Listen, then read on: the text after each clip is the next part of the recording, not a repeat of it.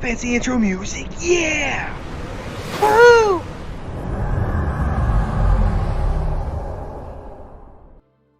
Welcome back to the channel, everybody, as we approach the new year, and this is a time where we're going to be making some videos inspired by you, conversations that we'll have together, questions that you might have about the game. And remember, there's a channel for this in my Discord, specifically for what videos you want content creators to make. And this one came up earlier in the week. Now, there's a lot of good stuff in there that I probably end up needing to make, but because this one came up and we had several people having just a really nice, thoughtful discussion.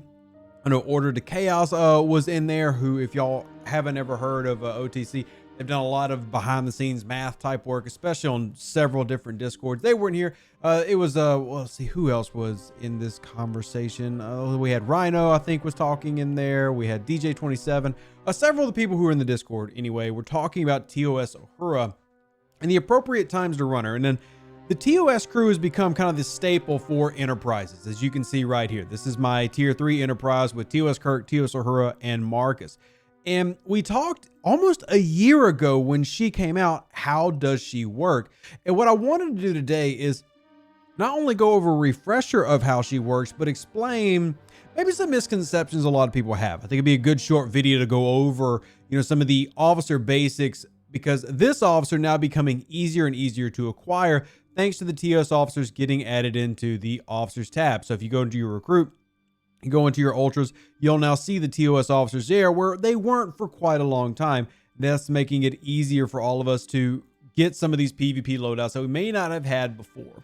So what I want to do, and actually what we'll do first, is we're going to talk about what started this conversation. It was actually this battle log right there. So this is shocking to a lot of you, but this was a level 52 player against a level 47, if I'm remembering right. Let me take a look. 49 player. So they're very close in level, but an enterprise is 7.6 million, beating a Pilum at 17.7. So over double the strength. Now, obviously, the main focus, this actually was posted in my bad crew section of the Discord, mainly to show the Pilum crew, which is running a full mitigation with 7 and 5, and then running Saru on the side. And we've talked about using Saru as captain for anti-critical type loadouts and things like that. And obviously you're running a critical build here with Honor Guard Worf, TOS Kirk, and TOS Uhura. So what I want to do is I want to break down what each of these officers are doing, kind of like we would do for a normal crew video, but I want to really focus on TOS Uhura and explain why and why not she might be good at certain situations.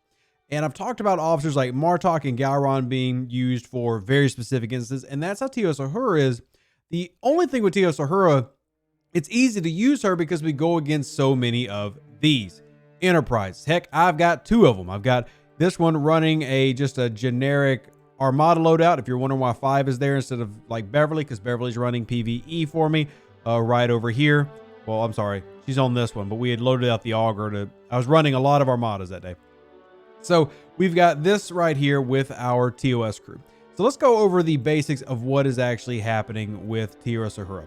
If you have the modulated frequency found, this is when fighting players, as long as the ship has morale, so your ship has morale, removes 12% of the shield, I hate that they use the word mitigation, of the opponent's ship. Shield mitigation determines the amount of damage dealt to the shield health. Remember, layer 1 or phase 1 of a battle log is mitigation.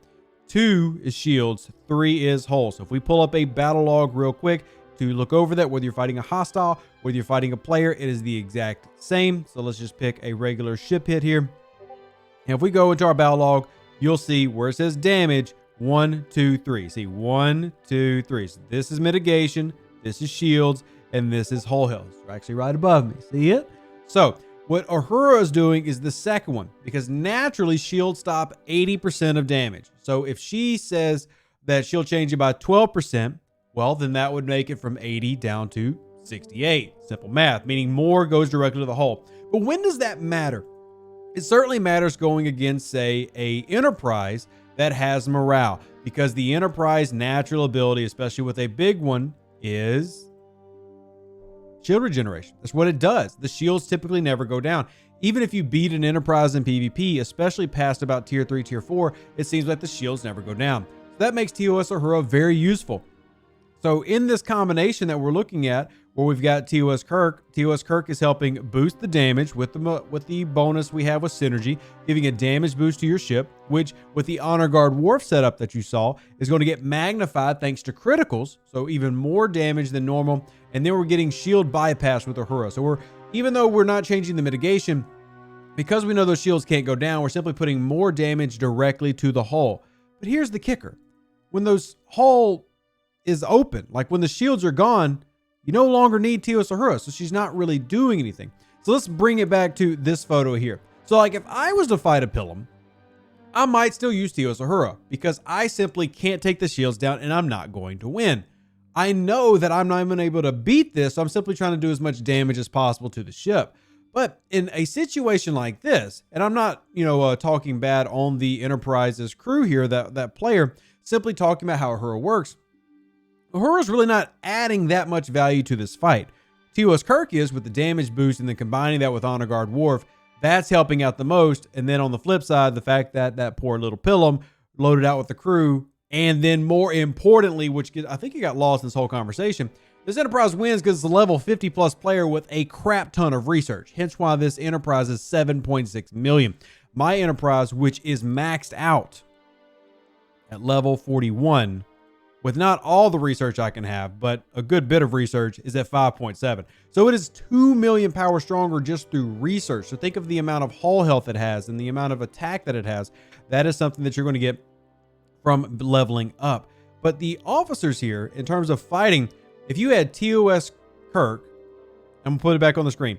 So if you had TOS Kirk as captain, Honor Guard Wharf, and then Kang on the side, you probably do even better and win even sooner in this match. You could even go and say that if it was TOS Kirk, Gorkon, or Lorca and Honor Guard Wharf, you win even sooner because you're just making more pure damage because they took down the shields anyway. And that's the key. It's because TOS Uhura is not working like a shield stripping manner. She's not Yuki. She doesn't actually remove the shields. She simply bypasses them, which is very, very useful for Spock loadouts. So if somebody is running, say, Kirk Spock, who's regenerating shields on, which you don't see as much in level 40s. You shouldn't see it at all in the level 40s, but you'll see a lot in like the 20s and even the 30s in terms of gameplay. So a player with the Kumari might run Kirk Spock. And in that instance, Uhura is going to help out because if you can't get the shields down, well then bypass the shields. The higher level she is, the better that she can do that. But I think people have kind of gotten lost on how exactly this works because you'll see this run as a generic crew against anything. You'll see TOS Kirk, TOS Uhura Khan going against D4s. That's not an optimal loadout against a D4 because if you're strong enough to beat the D4 shields, you don't need TOS Uhura. And if you're not, then all you're doing is really damaging it. So the caveat of TOS Uhura is what is your target and what is your goal? If your goal is to destroy the ship and it's not something running shield regeneration, well, then you're going to get through that barrier anyway.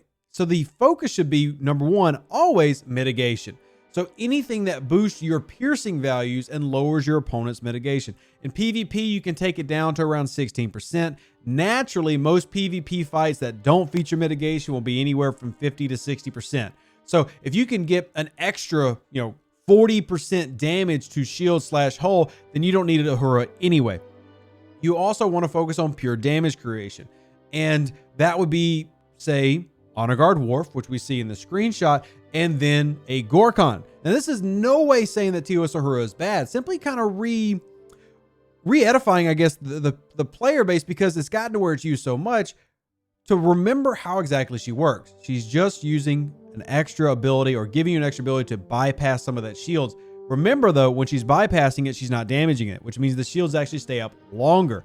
So if your goal is to get the shields down, TOS Uhura is kind of a little counterproductive there. So, because remember, even if she takes you down to 60%, shield deflection, what do you even call it? Because shield deflection is a mitigation stat. Shield bypass, well, what's better, 60% or 100% if you took down the shields entirely? Pure damage, like just pure punching it in the face with criticals and with that type of set is going to be more valuable in the long run. Now, if I'm fighting another Enterprise, I want TOS Uhura. If I'm fighting an Enterprise that's running Khan as captain, I want TOS Uhura as captain. That's completely okay. It's completely understandable. If I was running against an account that basically had the same crew I did but had Khan instead of Marcus, I want this. This is the crew that I want because I'm going to take out their criticals by using sorry, neither. Critical chance going down by 110%. So basically no criticals are going to go off.